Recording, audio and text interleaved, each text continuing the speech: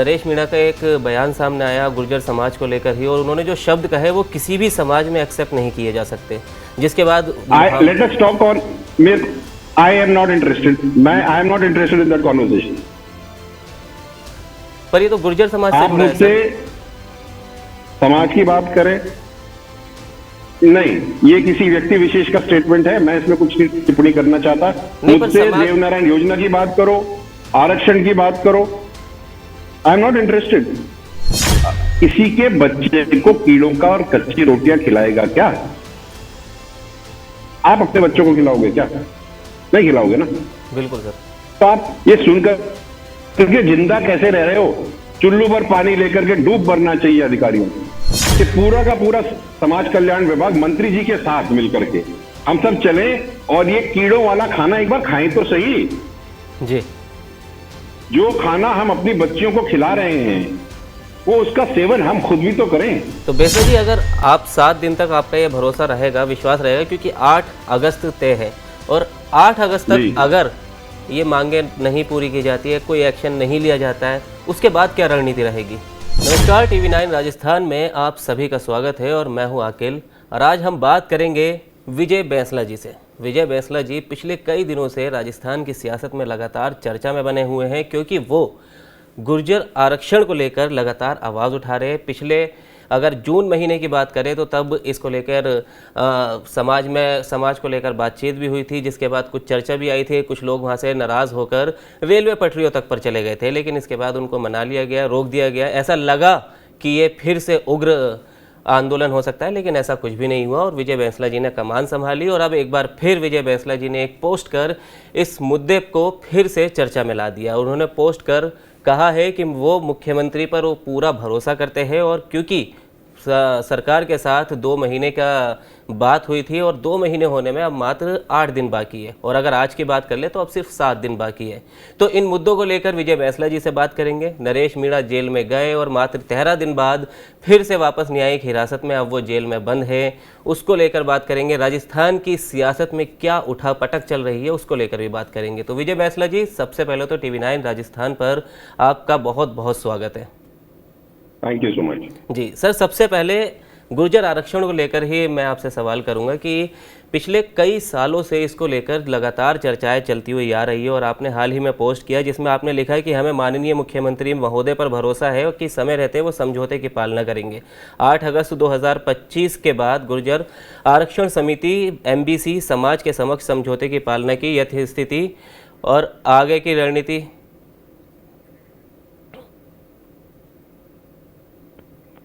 देखिए जी, ये समझने की बात है, राजस्थान का मुखिया कौन है? जी, माननीय मुख्यमंत्री जी हैं। बिल्कुल। अगर राजस्थान सरकार कोई चिट्ठी भेजती है CMO की तरफ से, तो उस चिट्ठी का पूर्ण रूप से क्रियान्वयन करने की जिम्मेदारी किसकी है? किसकी है? जी, माननीय मुख्यमंत्री जी की ही होगी। बिल्कुल सर। उन्हीं की अनुशंसा पे सरकार काम करेगी। जी, तो हम तो माननीय मुख्यमंत्री जी के ऊपर ही विश्वास कर सकते हैं ना कि ये कार्य होगा। बिल्कुल सर। क्योंकि जब ये समझौता हुआ था तो चर्चा ये हुई थी कि आप पटरियों पे न जाएं, आंदोलन न करें, जी, हमें मुद्दे वाइज हम आपको दिन बता देंगे, उतने दिनों में ये कार्य सारे हो जाएंगे। तो हमने कहा कि भाई हम भी शांति प्रिय लोग हैं, और जब प्रदेश के मुख्यमंत्री ये बात रखते हैं या उनका नुमाइंदा ये बात रखता है, तो उस बात पे विश्वास करना तो लाजमी बनता है कि नहीं बनता? जी, एक बार के लिए तो मानना पड़ेगा। जी, तो हमने उनकी बात मानी और हम लोग वहां से आ गए वापस। अब 53 दिन हो गए, 7 दिन बाकी। मुझे अभी भी उम्मीद है कि 7 दिन के अंदर माननीय मुख्यमंत्री अपनी जबान के पक्के होंगे, उनकी बात के पक्के होंगे और कार्य करवा के देंगे। क्योंकि लिखित में है, कोई ऐसा तो मुंह जबानी तो बात है। और है क्या चीज? आरक्षण हम मांग ही नहीं रहे, आरक्षण तो हमारा 5% लागू है। जी, उसके ढंग से क्रियान्वयन की बात है। 372 के बच्चों की नौकरियां, बार बार बच्चे धरनों पे बैठ चुके हैं। माननीय हमारे गृह मंत्री जी के पास बार बार जा चुके हैं, अभी भी थोड़े दिन पहले भी गए थे। जो 233 वाले जो बच्चे हैं, जिसमें आरक्षण का कैसे क्रियान्वयन हो, जस्टिस दिनेश मेहता जी ने, जो मैं सब आपके माध्यम से पूरे राजस्थान के लोगों को समझाना चाहता हूं जी कि जस्टिस दिनेश मेहता जी ने 12444/2019 की जो जजमेंट है उसके अंदर में क्लियर लिखा है, और उसी जजमेंट के अंदर सरकार के नुमाइंदे श्री कुलदीप जी, जिन्होंने सरकार की तरफ से हलफनामा पेश करके लिखित में दिया है कि एमबीसी का आरक्षण कैसे एग्जीक्यूट होगा, माननीय न्यायाधीश महोदय और सरकार की तरफ से जो गया है वो ये है जी कि एमबीसी अभ्यर्थी की मेरिट सबसे पहले जनरल में देखी जाएगी। अगर वो उसमें नहीं पहुंचता तो फिर उसको एमबीसी की जगह उसको ओबीसी में देखा जाएगा। अगर ओबीसी में भी उसका काम नहीं होता है, नहीं आता है, तो फिर उसको एमबीसी में दिया जाएगा। तो इसका मतलब पहले जनरल, फिर ओबीसी और फिर एमबीसी। शुरुआती 2019 में आरक्षण लागू होने के बाद, 5% लागू होने के बाद 3-4 भर्तियों में ये किया गया। उसके बाद जैसे रीट की भर्ती आई तो मेरिट तो निकाल दी, बच्चों को पोस्टिंग्स के डिटेल भी निकाल दिए, शीट भी निकल गई, और उसके बाद में आनन फानन में ओबीसी में से आरक्षण में से हटा दिया एमबीसी को, और लिस्ट हटा दी कि 233 बच्चे जिनकी सगाइयां पक्की हो गई थी, जिनकी शादियां पक्की हो गई थी, क्योंकि सरकारी नौकरी लगती है तो लगती ही है ना, आपने उनको सिरे से खारिज कर दिया। आपने अपने मन से इंटरप्रेट करके एक नया रूल ही कर दिया। ये कौन सा न्याय है भाई? क्या राजस्थान सरकार और सरकार में बैठे हुए नुमाइंदे और सरकारी अधिकारी राजस्थान में जोधपुर और जोधपुर हाईकोर्ट के आदेश की अवमानना करते हैं? क्या सरकार न्यायालय से बड़ी हो गई है? क्वेश्चन ये है जी। क्वेश्चन ये भी है कि 1252 की भर्ती में 433 व्यक्ति ऐसे हैं जो पिछले 8 साल से सरकार में नौकरी कर रहे हैं एमबीसी के। अभी डीपीसी है, उनके मेरिट क्रमांक होने थे, उनके नहीं हुए हैं। आप काम बराबर कराते हो, काम आप बराबर कराते हो, लेकिन उनको प्रमोशन नहीं देते। अब बाकियों की डीपीसी के लिए ऐसे ही बैठे हैं। 2020 में जब हमने पटरियों पे आंदोलन किया था पीलूपुरा में ही, तब इन्हीं बच्चों के लिए हमने संघर्ष किया था। उस समय इनके पड़ोस वाले व्यक्ति को, जो वही काम कर रहा है, उसको 60,000 रुपए तनख्वाह मिलती थी और इनको 20,000। हमको पैरिटी पे लाने के लिए हर बार संघर्ष करने की जरूरत क्यों पड़ती है? और हम जब पटरी पे बैठते हैं तो काम बोलते हैं, हाँ साहब ये तो आप सही कह रहे थे, ये हो जाना चाहिए जी। आरजेएस के अंदर में आज तक एमबीसी का बैकलॉग इंप्लीमेंट नहीं हुआ है। क्या आरजेएस की सेवाएं राजस्थान के भीतर नहीं आती हैं? और अगर आती हैं तो जो बैकलॉग बाकी भर्तियों में इंप्लीमेंट हो चुका है वो आरजेएस में क्यों नहीं हुआ? मैं कोई लॉजिकल बात नहीं कर रहा, हम पढ़े लिखे लोग हैं भाई, रैशनल लोग हैं जी। हम प्रैक्टिकल बात करेंगे, ठीक है। देवनारायण योजना में स्थिति इतनी गंभीर है, पिछले महीने की 15 तारीख को रिव्यू मीटिंग हुई थी। उससे पहले भी माननीय मंत्री महोदय ने देवनारायण योजना की रिव्यू मीटिंग दी। आज आप ट्विटर पे जाके देखिए, मैंने एक पोस्ट किया है, इसमें अमरपुर देवनारायण बालिका आवासीय विद्यालय अमरपुर की लड़कियां कह रही हैं कि हमारे को खाने में इल्लियां मिल रही हैं, कीड़े मिलते हैं हमें चावल में, रोटियां कच्ची हैं जी। जो वार्डन है वो पुरुष है, महिलाओं का, लड़कियों का हॉस्टल है और पुरुष वार्डन है, और वो भी गोपाल नाम के कोई व्यक्ति हैं, और वो जयपुर रहते हैं, रात को रुकते ही नहीं।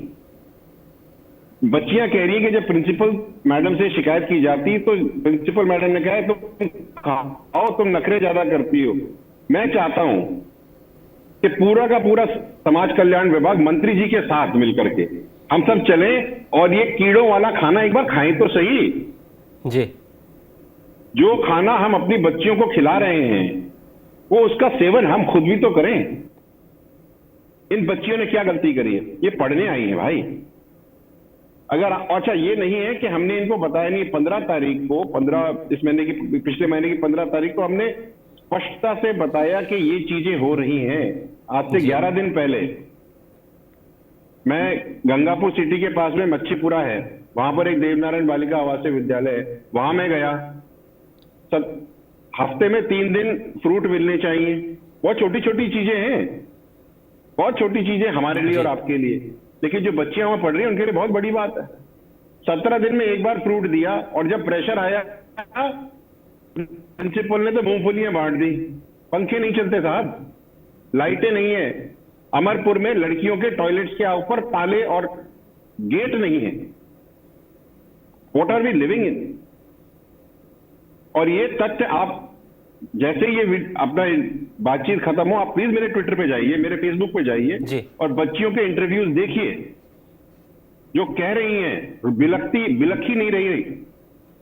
और आपको एक बार बता दूं, मैंने आज सुबह पोस्ट किया तो मेरे को थोड़ी देर 15 मिनट बाद प्रिंसिपल साहब का फोन आ गया। वो कह रही है साहब ये गलत वीडियो बनाया मेरे को फंसाने के लिए। अरे ऐसे कोई होता है क्या? बच्चियां झूठ क्यों बोलेंगी? बिल्कुल सर।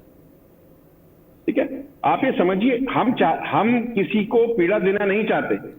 मैं राजस्थान के लोगों से कहना चाहता हूं कि गुर्जर समाज, एमबीसी समाज नोटोरियस नहीं है।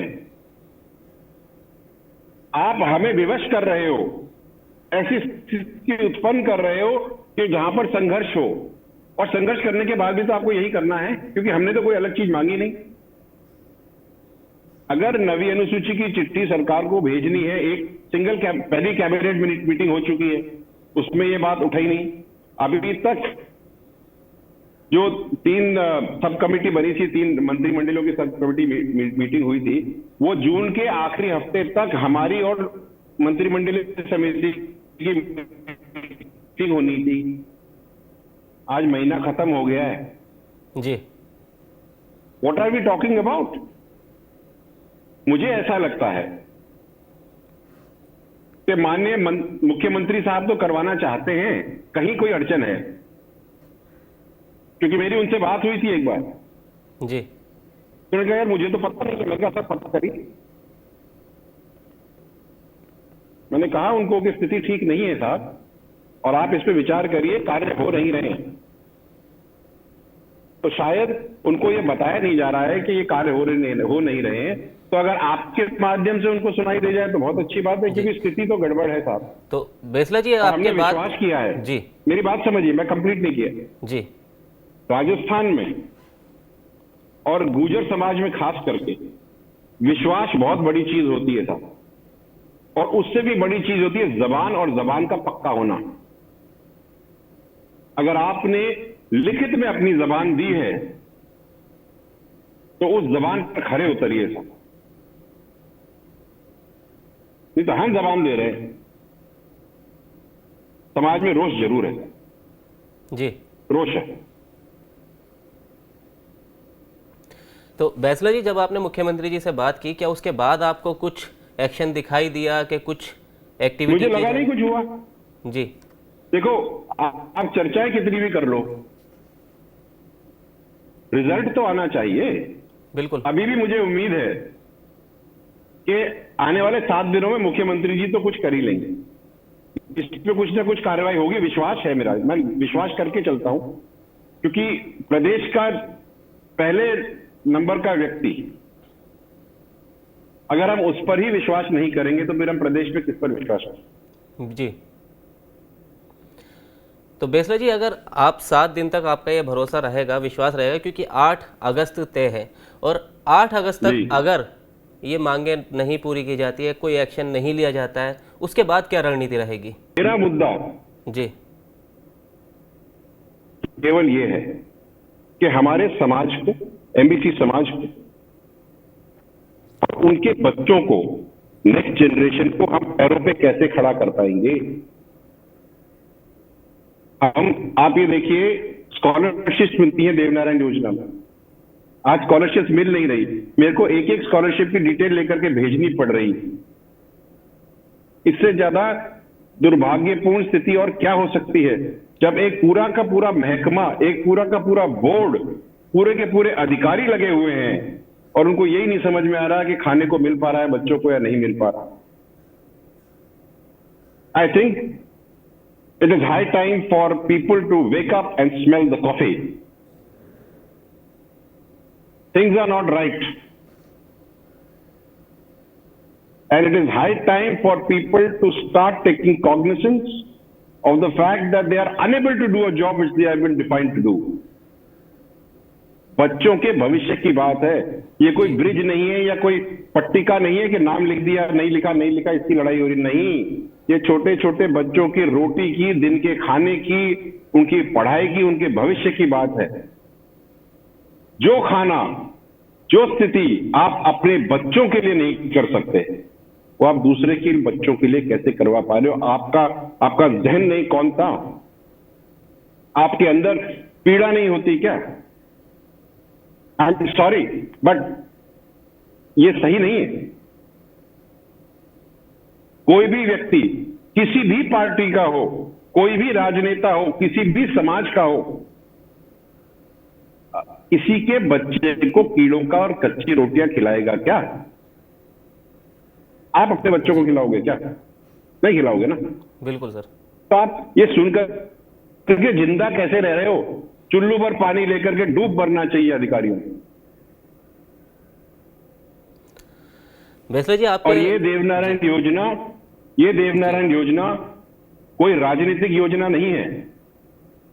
समाज ने सालों साल संघर्ष किया, 73 लोग शहीद हुए, सबने मिलकर के संघर्ष किया। कर्नल साहब ने और उनकी टीम ने और अधिकारियों ने कागज पे बैठ करके अपने कलम से ये योजना बनाई है। हम इस योजना को खड्डे में जाने नहीं देंगे, ये आप हमसे स्पष्टता से समझ लीजिए। हमारे लिए मंदिर की जैसी है, गीता से जैसी है। इससे हमारे आने वाले युवाओं को, आने वाली पीढ़ियों का भविष्य सुधरता है साहब। इसलिए पीड़ा होती है, दर्द होता है, संघर्ष होगा। जी वैसे जी, लेकिन जो नरेश मीणा का एक बयान सामने आया गुर्जर समाज को लेकर ही, और उन्होंने जो शब्द कहे वो किसी भी समाज में एक्सेप्ट नहीं किए जा सकते, जिसके बाद let us talk on, I am not interested, I am not interested in that conversation. पर ये तो गुर्जर समाज से आप जुड़ा है मुझसे सर। समाज की बात करें, नहीं, ये किसी व्यक्ति विशेष का स्टेटमेंट है, मैं इसमें कुछ टिप्पणी करना चाहता। मुझसे देवनारायण योजना की बात करो, आरक्षण की बात करो, आई एम नॉट इंटरेस्टेड। ठीक है सर। तो सर मेरी प्रमुखताएं, मेरे बच्चों का भविष्य है। अगर किसी के स्टेटमेंट से बच्चों का भविष्य बदलता है तो अपन उस पर बात करते हैं। तो सर, ये झालावाड़ का जो अभी हादसा हुआ उसके बाद काफ़ी एक्शन भी देखने को मिला, कई जर्जर हालत में स्कूल भी मिले, लेकिन अभी भी हालत ऐसी है कि सिर्फ झालावाड़ नहीं, जैसलमेर में भी एक मौत हुई दरवाज़ा गिरने से, उसके अलावा उदयपुर, नागौर, बांसवाड़ा, यहाँ भी हादसे हुए, लेकिन यहाँ कोई जानहानि नहीं हुई। तो इस हादसे पर आपकी क्या प्रतिक्रिया है, क्योंकि विपक्ष लगातार मुख्यमंत्री तक का इस्तीफा मांग रहा है शिक्षा मंत्री के साथ साथ। विपक्ष क्या करता है क्या नहीं करता, it is for them to see. मैं पूरे राजस्थान में बहुत ट्रैवल करता हूं, मैं बहुत स्कूलों में जाता हूं, हर स्कूल में जाकर के जितना हो सकता है मैं दोपहर का भोजन खाता हूं, बिल्डिंग चेक करता हूं। जितने प्राइमरी स्कूल्स हैं राजस्थान में, जितने गांव ढाणियों में हैं, उनकी स्थिति बहुत दयनीय है साहब। ये आज की बात नहीं है, पिछले हम लोग 6 साल से कहते आ रहे हैं जी। बहुत जो झालावाड़ में हुआ, इससे दर्दनाक बात तो हो ही नहीं सकती। और मुझे थोड़ी सी सांत्वना इस बात की है कि अधिकारियों ने और रिलेटेड पर्संस ने ये डिसीजन ले लिया कि जो जर्जर इमारतें हैं उनको खाली किया जाए, नहीं तो पता नहीं और क्या हादसा हो जाता है। बिल्कुल, मैंने पहले भी कहा था और मेरा विचार यही है कि जो इमारतें जर्जर है, रिपेयर होने लायक नहीं है, उनको तोड़ के ध्वस्त कर देना चाहिए, और जो ठीक हो सकती है उनका मत कर देना चाहिए। जी बिल्कुल, ये आज भजनलाल सरकार ने, मेरा ये मानना है जी। और मैं ये भी कहना चाहूंगा, मैं सियासत के हिसाब से भी, पॉलिटिकल स्ट्रक्चर के हिसाब से भी ये कहना चाहूंगा कि जितने भी एमएलए हैं, चाहे विपक्ष के हों चाहे सरकार के हों, उन सबको, जितने भी स्कूल हैं, जितने भी सीएचसी हैं, जितने भी पीएचसी, 3 चीज, स्कूल, सीएचसी, पीएचसी, इन तीनों में अपने प्रवास के दौरान 2-2 मिनट ही सही रुकना जरूर चाहिए। कोई फर्क नहीं पड़ेगा, लेकिन बदलाव शुरू हो जाएगा। आपके 2 मिनट के रुकने से सिस्टम ठीक हो जाएगा। बट ये है कि आप ये करना चाहेंगे या नहीं, दैट इज इम्पोर्टेंट।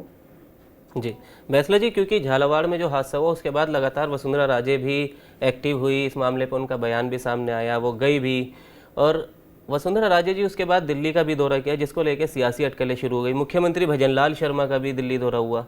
तो क्या कुछ सरकार में आने वाले समय में कोई बदलाव मिल सकता है या वसुंधरा राजे को कोई बड़ी जिम्मेदारी मिल सकती है? आई डोंट नो, आपको ज्यादा पता होगा, आप मीडिया में हैं। जी बैसला जी, किरोड़ी लाल मीणा को लेके एक सवाल आपसे था। जी बताए। जी, किरोड़ी लाल मीणा जी भी दिल्ली के दौरे पर गए। इससे पहले ये पूछिए। जी उससे पहले उन्होंने जिस तरह से यहाँ कार्रवाई की, जगह जगह रेड की, केंद्रीय मंत्री तक ने, शिवराज सिंह जी ने भी उनकी तारीफ की, पीठ थपथपाई, पोस्ट तक की है उनके लिए, और कानून बनाने तक की बात की। तो उस पर आप क्या सोचते हैं? अच्छी बात है, उनकी कार्यप्रणाली से बाकियों को सीख लेनी चाहिए। जो व्यक्ति इस उम्र में भी इतने जुझारू हैं और संघर्ष करते हैं, गलत को गलत कहना, सही को सही कहना, ये हर एक का बस की बात नहीं। बिल्कुल।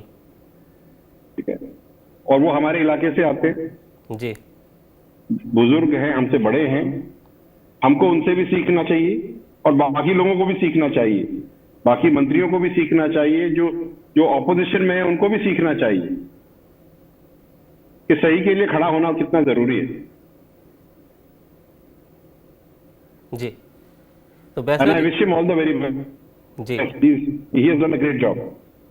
जी बैसला जी, बस आखिरी सवाल आपसे ये रहेगा कि अभी सरकार से अगर इन 7 दिनों में आपकी क्या मांग रहेगी कि वो जल्द से जल्द क्रियान्वयन करे? हम कोई नहीं, ऐसा तो है नहीं कि आज हमने खीर रांधी और आज ही खाएंगे, ऐसा तो नहीं है कि नहीं तो रांध रहे।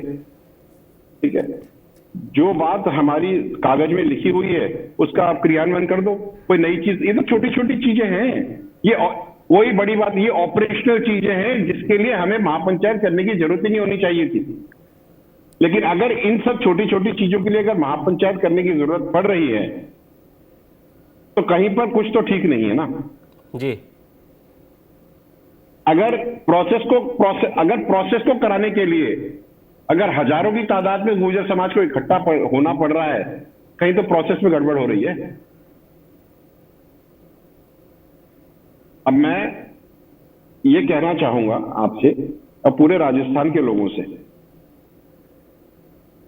जो गलत है उसके लिए आवाज उठाएं, जो सही है उसका समर्थन करें। शांत बैठने से बदलाव नहीं आता, बदलाव तो बदलाव लाने से आता है। I think it is high time, और क्योंकि अपन बैठे हैं और आपकी रीच बहुत ज्यादा है, I would like to give a message to the youth of Rajasthan. जी तो युवाओं के लिए मेरा एक मैसेज है, भाई पढ़ाई कर लो, बहुत जरूरी है। अगर आप अपना समय इधर उधर की चीजों में गवाएंगे तो ये समय आपके लिए वापस नहीं आएगा। You should excel and be focus कि आप जिंदगी में कहां जाना चाहते हैं। जो भी व्यक्ति आज 16 साल से लेकर के 25 साल का है, उसको ये फोकस कर लेना चाहिए कि उससे जाना कहां है। जी और हर एक व्यक्ति अगर सरकारी नौकरियों के पीछे ही दौड़ेगा तो नौकरियां तो इतनी सी हैं भाई, मांगने वाले इतने सारे हैं। बाकी ऑप्शंस भी देखना शुरू करो, प्लान बी रखो। मेरा सबसे यही निवेदन है, and let us get together all the youth, पूरे युवाओं से मेरा एक निवेदन हाँ है जी कि मिल करके अपनी जिंदगी भी संवारते हैं और राजस्थान का भविष्य भी संवारते हैं। मिल के करेंगे, जुड़ते हैं और इसको करते हैं, और इसमें मेरे को आपका भी सपोर्ट चाहिए। अब जहां भी आप, जितने भी आपके ये वीडियोस बने या इंटरव्यूज चले, उसमें आप युवाओं को जरूर बोलिए फोकस ऑन एजुकेशन। आपका एजुकेशन ही एक ऐसी चीज है जो आपके साथ रहेगी। पैसा तो किसी और में बढ़ जाएगा, एजुकेशन आपके साथ रहेगी, वही आपका साथ देगी। अगर आप एजुकेटेड नहीं है या अपॉर्चुनिटी आपने मिस कर दी पढ़ने लिखने की, तो भाई ये मौका वापस नहीं आएगा। जी सर, ये मेरा आपसे कहना है, निवेदन है, let's do this together guys, we can make a difference in Rajasthan and in India, let's do it. चलो, बहुत बहुत धन्यवाद बैसला जी हमें समय देने के लिए, हमारे साथ Thank जुड़ने के you. लिए। और God मुझे bless. उम्मीद है कि आगे 8 अगस्त के बाद हम एक बार फिर जुड़ेंगे कि मांगे मानी जाती है तब भी, नहीं मानी जाती है तब भी, तब क्या रणनीति होगी तब तो मुझे आप बताएंगे ज़रूर। क्यों नहीं मानी जाएंगी? और मेरा एक निवेदन है, जी। जिस तरह से आप मुझसे बात कर रहे हैं ना, इसी तरह से मंत्रियों से भी तो बात करिए, हुआ क्यों नहीं? सर, हमारी पूरी कोशिश रहती है, जो जुड़ते हैं हम उनसे ज़रूर पूछिए बात उनसे करते और हैं। मुझे बताइएगा, लिंक भेजिएगा कि वहां से क्या जवाब आया, और उनसे भी पूछ लीजिए कि 8 तारीख तक कर देंगे कि नहीं कर देंगे। जी, हमसे जुड़ने के लिए बहुत बहुत धन्यवाद बैसला जी। थैंक यू, गॉड शुक्रिया। ब्लेस। जी, तो ये थे विजय बैसला जी, जो है तो बीजेपी नेता, लेकिन इन दिनों एमबीसी समाज की कई मांगे उठा रहे हैं, जिसका 8 अगस्त तक अभी इंतज़ार करेंगे, सरकार पर भरोसा रखेंगे। लेकिन उसके बाद जिस तरह से विजय बैसला जी ने बात की है, उसके बाद लगता है कि इनकी आगे कोई बड़ी रणनीति भी हो सकती है, और वो पहले भी कह चुके हैं, इसके पहले भी उन्होंने आवाज़ उठाई है। अब ये देखना होगा 8 अगस्त को ही। हालांकि इस दौरान हमने जब नरेश मीणा से बात करेंगे, नरेश मीणा के मुद्दे से जुड़ी हर चीज़ पर वो बोलने से बिल्कुल बचे। अब आगे क्या नरेश मीणा को लेकर या एमबीसी समाज, गुर्जर आरक्षण को लेकर उनकी क्या रणनीति होगी, 8 अगस्त के बाद ही पता चलेगा। फिलहाल हमें दीजिए इजाज़त, शुक्रिया।